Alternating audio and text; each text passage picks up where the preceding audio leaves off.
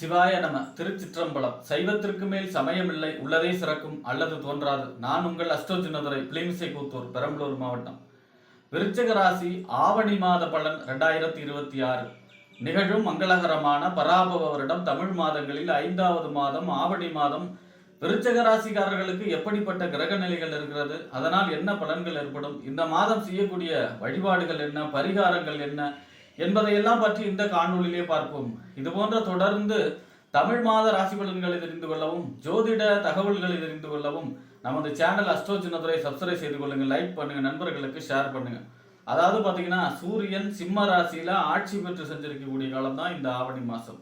ஆவணி மாசம் 6ஆம் தேதி பார்த்தீங்கன்னா வாஸ்து நாள். பொதுவாக வருஷத்துக்கு 8 நாள் தான் வாஸ்து நாள் வரும். இந்த ஆவணி மாசம் 6ஆம் தேதி வளர்பிறையில முகூர்த்த நாளில் மிக அற்புதமான வாஸ்து நாள் வருது. தவறாமல் பயன்படுத்தி கொள்ளலாம். அடுத்ததா பார்த்தீங்கன்னா, இந்த ஆவணி மாசம் 11ஆம் தேதி வரலட்சுமி விரதம். அந்த தினம் விரதம் இருந்து மகாலட்சுமி வழிபாடு செய்ய வேண்டும். விரதம் இருந்து மகாலட்சுமி பெருமாள் கோயில் சென்று தாயார் சன்னதிக்கு நெய் விளக்கேற்றி மல்லிகைப்பூ அல்லது தாமரைப்பூ சாத்தி வழிபாடு செய்ய வேண்டும். அல்லது வீட்டிலே பார்த்தீங்கன்னா விரதம் இருந்து ஒரு மகாலட்சுமி படம் வைத்து நெய் விளக்கேற்றி தாமரை மலர்களால் 108 அல்லது 1008 மகாலட்சுமி போற்றி செய்து வழிபாடு செய்யும் போது குடும்பத்திலே செல்வ செழிப்பு உண்டாகும், செல்வ வளம் உண்டாகும். அடுத்ததான் பார்த்தீங்கன்னா, இந்த ஆவணி மாதம் 19ஆம் தேதி சனி ஜெயந்தி. அதாவது நவகிரகத்தில் சனியுடைய பிறந்த நாள். சனி அப்படின்னாலே எல்லாருக்கும் தெரியும் சனியுடைய பிடி என்ன அப்படின்னு.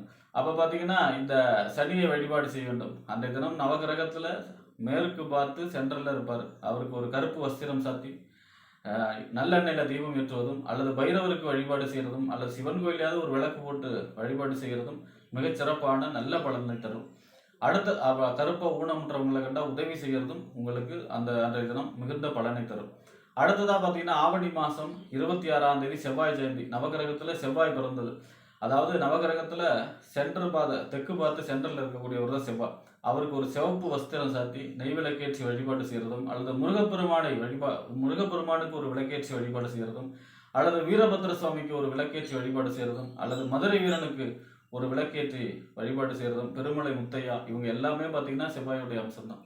அப்போ பார்த்தீங்கன்னா, இந்த ஆவணி மாதம் 28ஆம் தேதி பார்த்தீங்கன்னா விநாயகர் சதுர்த்தி. விநாயக பெருமானுக்கு விரதம் இருந்து அன்றைய தினம் வழிபாடு செய்ய வேண்டும். அவருக்கு பிடித்த கொழுக்கட்டை, கடலை, இந்த மாதிரி கொண்டக்கடலை இந்த மாதிரி செய்து படையிலிட்டு மக்களுக்கு வருபவர்களுக்கு விநியோகம் செய்ய வேண்டும். அதாவது நவகிரகத்தில் கேது தான் தடையை உண்டாக்கக்கூடிய கிரகம். கேது தடையை, அதாவது எதையும் தடுக்கும், சுருக்கும். அப்போ பார்த்தீங்கன்னா, அந்த கேதுவுக்கு அதிதேவதை விநாயக பெருமான். அப்போ விநாயக பெருமானை வழிபாடு செய்யும் பொழுது நமக்கு எந்த தடை வந்தாலும் அந்த தடை அனைத்தும் சுக்குநாராக உடைந்து போகும். ஒரு செதறு தேங்காய், சூர தேங்காய் உடைப்பதும் விநாயகருக்கு நம்மளுடைய தடைகள் அனைத்தும் சுக்குநூறாக உடைந்துவிடும். ஆக இப்படிப்பட்ட சிறப்பு வாய்ந்த இந்த ஆவணி மாசத்துல விருச்சிக ராசியை பொறுத்த வரைக்கும் உங்க ராசிநாதன் செவ்வாய். உங்க ராசிக்கு 6ஆம் இடம், நோய் எதிரி வம்பு வழக்கு கடன் சொல்லக்கூடிய 6ஆம் இடத்துக்கு அதிபதியும் செவ்வாய் தான். அப்போ இந்த செவ்வாய் உங்கள் ராசிக்கு 8ஆம் இடத்துல மாதம் ஃபுல்லாக செஞ்சரிக்கிறார். 8ஆம் இடம் மறைவு சாணம், ஆயுள் சாணம். ராசி அதிபதி போய் 8ல் செஞ்சரிப்பது நன்மை இல்லை. வண்டி வாகனங்களில் கவனமாக இருக்கணும். நம்பிக்கையின் பேரில் எதுவும் செய்யக்கூடாது. அதே மாதிரி பார்த்தீங்கன்னா, உங்களுக்கு பொருளாதார சம்பந்தமான பிரச்சனைகள், வாக்குல கவனமாக இருக்க வேண்டும். எந்த வார்த்தைகளையும் விடக்கூடாது. அதே நேரத்தில் 6ஆம் இடத்து அதிபதியும் அவர் தான். 6ஆம் இடத்து அதிபதி 8ல் இருந்தால் ஒரு மறைவு சாணாதிபதி மற்றொரு மறைவு சாணத்தில் இருந்தால் விபரீத ராஜயோகம். கெட்டவன் கெட்டிடில் இட்டிடும் ராஜயோகம், அந்த மாதிரியும் பலனை தரும். ஆனாலும் ராசி அதிபதி போய் 8ல் மறைகிறார் அப்படின்னா நீங்க கவனமாக இருக்க வேண்டும். இந்த மாதம் முழுவதும் முருகப்பெருமானை வழிபாடு செய்ய வேண்டும். அதாவது செவ்வாய்க்கிழமையில முருகன் கோயில் சென்று ஒரு செவ்வரளிப்பூ அல்லது செம்பருத்தி பூ சாத்தி நெய்விளக்கேற்றி வழிபாடு செய்யும் பொழுது உங்களுக்கு யோககரமான நல்ல பலன்கள் இந்த மாதம் ஏற்படும். அடுத்ததாக பார்த்தீங்கன்னா, உங்க ராசிக்கு 7ஆம் இடம், அதாவது வாழ்க்கை துணை ஸ்தானம், கணவன் அல்லது மனைவி ஸ்தானம், நண்பர்கள் ஸ்தானம், கூட்டுத்தொழில், சமூகம், வாடிக்கையாளர்கள் சொல்லக்கூடிய இடம். இந்த 7ஆம் இடத்திற்கும் 12ஆம் இடம் என்று சொல்லக்கூடிய விரயஸ்தானம், அயன சயன போகஸ்தானத்துக்கு அதிபதியாருன்னா சுக்கிரன். இந்த சுக்கிரன் உங்க ராசிக்கு 11ஆம் இடத்துல செஞ்சரிக்கிறார். ஆனால் நீச்சகதியில் செஞ்சரிக்கிறார் 16ஆம் தேதி வரை. பொதுவாக 7ஆம் இடத்து அதிபதி 11ல் செஞ்சரிப்பது நன்மை. திருமணம் முயற்சிகள் கைகூடும், நண்பர்களால் ஆதாயம், வாழ்க்கை துணை வழியாக ஆதாயங்கள் கிடைக்கக்கூடிய அமைப்பு. 12ஆம் இடத்து அதிபதி 11ல் இருக்கிறது நன்மை தான், செலவுகள் கட்டுக்குள்ள இருக்கும். ஆனால் நீச்சகதியில் செஞ்சிருக்கிறார், பெருசாக நன்மை ஏற்படுத்தாது. அடுத்ததா 16ஆம் தேதிக்கு அப்புறம் உங்க ராசிக்கு 12ஆம் இடத்து அதிபதி 12ஆம் இடத்துல ஆட்சி பெற்று செஞ்சிருக்கிறார். வலுவான நிலையில செஞ்சிருக்கிறார். 12ஆம் இடம் வலுவடையுதுன்னா பெண்களுக்காக செலவு செய்யக்கூடிய அமைப்பு, வீடு கட்டக்கூடிய யோகம், வீட்டிற்காக செலவு செய்யக்கூடிய அமைப்பு, சுக்கிரனா வீடு வாகனம் வாங்கக்கூடிய அமைப்பு, வாகனத்திற்காக செலவு செய்யக்கூடிய அமைப்பு இருக்கும். அப்ப பாத்தீங்கன்னா இந்த மாசம் 11, 12ல சஞ்சரிச்சாலும் சுக்கிரன் 11ஆம் இடத்துல லாபஸ்தானத்துல சஞ்சரிக்கும் போது நீச்சமாகவும் 12ஆம் இடத்துல சஞ்சரிக்கும் போது ஆட்சி பெற்று சஞ்சரிக்கிறதுனால சுக்கிரனுடைய அதிதேவதை மகாலட்சுமியை வழிபாடு செய்ய வேண்டும். மகாலட்சுமிக்கு வெள்ளிக்கிழமையில பெருமாள் கோயில் சென்று தாயார் சன்னதிக்கு நெய்விளக்கு ஏற்றி மல்லிகைப்பூ அல்லது தாமரை மலர்களால் அர்ச்சனை செய்து வழிபாடு செய்வது யோகத்தையும் நன்மையையும் செய்யும். இந்த மாதம் விருச்சிக ராசியை பொறுத்த வரைக்கும். அடுத்ததா பாத்தீங்கன்னா உங்க ராசிக்கு 8ஆம் இடம், அதாவது மறைவு ஸ்தானம், ஆயுள் ஸ்தானத்திற்கும் 11ஆம் இடம் என்று சொல்லக்கூடிய லாபஸ்தானம், மூத்த சகோதர ஸ்தானம், அபிலாஷிகள் பூர்த்தியாகக்கூடிய இடம் 11ஆம் இடம். இந்த 8க்கும் 11 கூடியவர் யாருன்னா புதன். இந்த புதன் உங்க ராசிக்கு 9ஆம் இடத்துல சஞ்சரிக்கிறார். ஒரு 5 நாள் தான். அடுத்ததா 5ஆம் தேதிக்கு அப்புறம் பார்த்தீங்கன்னா உங்க ராசிக்கு 10ஆம் இடத்துல சஞ்சரிக்கிறார். 21ஆம் தேதிக்கு அப்புறம் 11ஆம் இடத்துல ஆட்சி உச்சம் மூல திரிகோணத்துல சஞ்சரிக்கிறார். புதனை பொறுத்த வரைக்கும் உங்களுக்கு மிக அற்புதமான பலனை தர இருக்கிறார் இந்த மாசம். அதிலும் குறிப்பா மாதத்தின் பிற்பகுதி உங்களுக்கு மிகப்பெரிய யோகத்தையும் நன்மையும் செய்ய போகிறார் புதன். ஏன்னா வச்சுங்க, அவர் 8ஆம் இடத்து அதிபதி, அதை விட முக்கியமா 11ஆம் இடத்து அதிபதி, லாபஸ்தானத்து அதிபதி.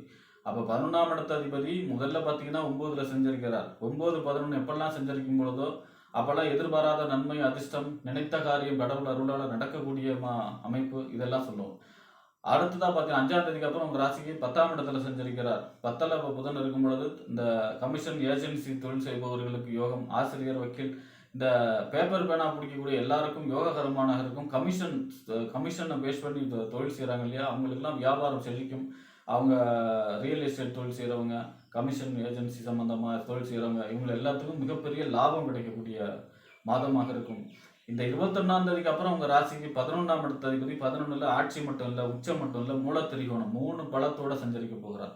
11ஆம் அதிபதி 11ல் உச்சமத்தை சஞ்சரிக்கிறார்னா நீண்ட நாளாக என்னென்ன விஷயங்கள்லாம் நடக்கணும்னு நினச்சிட்டு இருந்தோமோ அந்த விஷயங்கள்லாம் டப்புன்னு நடக்கும். மாதத்தின் பிற்பகுதி எதிர்பாராமல் நடக்கும்.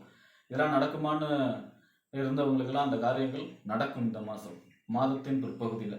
அடுத்ததாக பார்த்தீங்கன்னா கமிஷன் ஏஜென்சி தொழில் செய்பவர்களுக்கு யோகம், தாய்மாமன் வழி நன்மைகள் ஏற்படக்கூடிய அமைப்பு, அதே நண்பர்கள் மூலமாக ஒரு நண்பர்கள் அறிமுகமாக அவர்களால் வளர்ச்சி, நன்மை, நண்பர்கள் மூலமாக ஆதாயங்கள் கிடைக்கக்கூடிய மாதமாக இருக்கு. புதன் மிக அற்புதமான பலனை தர இருக்கிறார் விருச்சிக ராசியை பொறுத்த வரைக்கும்.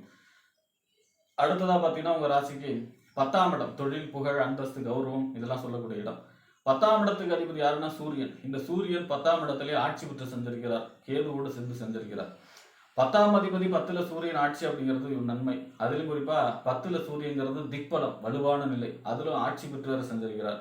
புகழ், அந்தஸ்து, கௌரவம் உயரும், பதவி கிடைக்கும், பொறுப்பு கிடைக்கும், அரசியலில் வெற்றி கிடைக்கும், தந்தை வழி நன்மைகள், தந்தை வழி உறவுகளால் நன்மைகள் ஏற்படும். இது போன்ற மிகப்பெரிய நன்மைகளை அடைய போகிறார். அப்ப சூரியன் இந்த மாசம் 10ல மிகப்பெரிய நன்மை.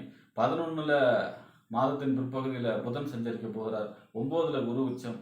இப்ப மிக அற்புதமான ராஜயோக, எதிர்பாராத அதிர்ஷ்டங்களை கொண்டு வந்து சேர்க்கக்கூடிய மாதத்தின் பிற்பகுதி. திருமண முயற்சிகள் கைகூடும், குழந்தை பிறப்பு, வீட்டில் கல்யாணம், காது குத்து, வீடு கட்டுறது, வீடு குடி போறது, இந்த மாதிரி எல்லா சுபகாரியங்களும் நடக்கும்.